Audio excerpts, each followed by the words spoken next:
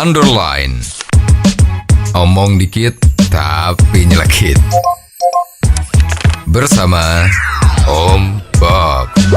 Temukan di channel YouTube Om Bob Indonesia.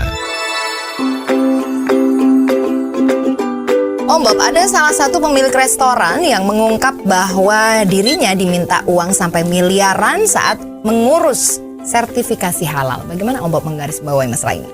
Ya, ini sempat viral ya. Itu pemilik restorannya kan ayam goreng yang terkenal itu, yang mereknya itu dari Arab ya, yaitu Almas Fried Chicken. Iya. Ya, ini dia kan sesuai dengan peraturan pemerintah itu kan semua wajib ya, wajib untuk mempunyai sertifikat halal. Nah, oke. Nah, pengusaha kita Almas Fried Chicken ini kan mau ikut aturan kan? Ya, dia ikut aturan, mengajukan permohonan. Nah, di dalam rangka mengajukan permohonan ini ternyata si pengusaha Almas tadi itu banyak terjadi hambatan.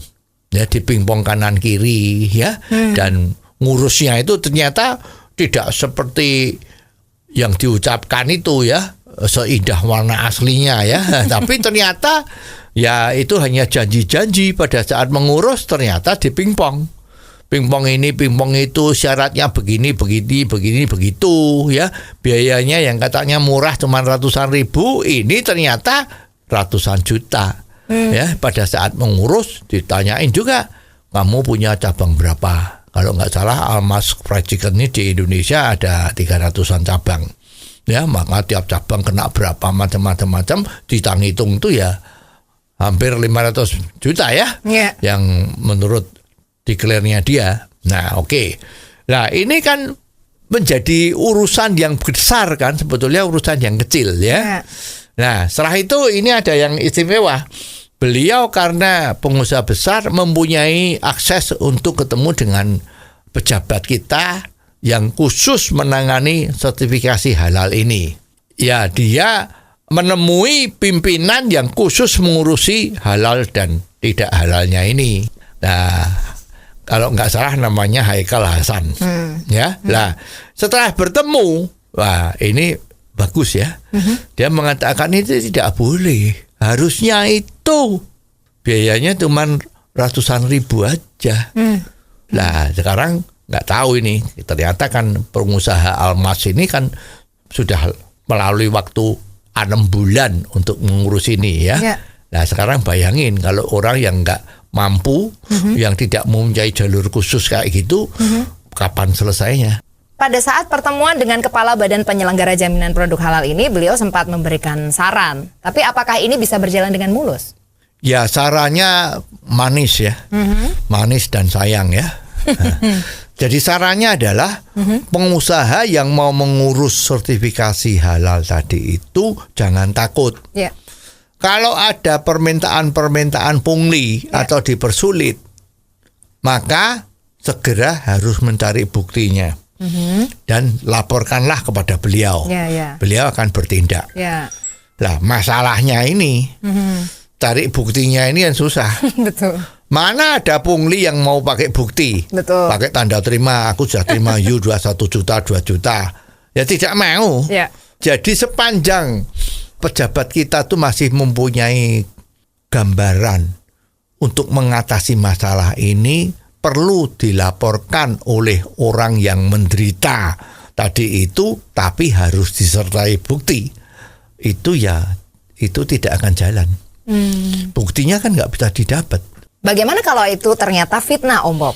Nah, memang seorang pejabat itu kan harus mempunyai kemampuan untuk menilai apakah ini fitnah, apakah ini kenyataan.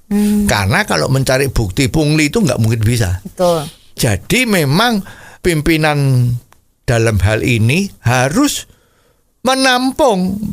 Jangan nganggap itu fitnah dulu, tapi dianggap bahwa itu betul. Nah, melakukan penyelidikan. Yang tadi dikatakan fitnah itu siapa, brandnya apa yang untuk diuruskan sertifikasi. Kan bisa bahwa tadi pemimpin kita itu langsung mengirim orang Tapi tidak boleh terang-terangan kan, harus pelan-pelan cari menyelidiki apa betul brand ini sudah mengajukan permohonan untuk sertifikasi halal. Ya. Ya, terus kapan ngajukannya, macam-macam. Kan ketahuan. Kalau itu didiamkan atau tidak kan ketahuan. Ya kalau yang menfitnah tadi itu dia baru masukkan berkas hari ini, yuk besok udah menfitnah, lah itu kan langsung bukan itu kan. Ya. Jadi pertama kali tidak boleh curiga bahwa ini fitnah. Harus curiga ini betul-betul terjadi. Ya. Baru dilakukan penyelidikan. Itu satu. Ya. Kalau memang terbukti ini melakukan pungli seperti itu, ya orang tersebut dipecat. Kalau tidak terbukti bagaimana Om Bob? Ya maksudnya kalau barang buktinya nggak ada kan. Tapi kan ini sudah ada bau. Seperti orang kalau kentut. Ada baunya, orang nggak ngerti siapa. Kalau nggak ada yang ngaku kan. Nah begitu ada asapnya ini, ya pejabat yang menangani masalah tadi itu yang dikatakan mempersulit, dia harus diskors dulu. Ya diskors dulu. Ya pokoknya dicopot dulu.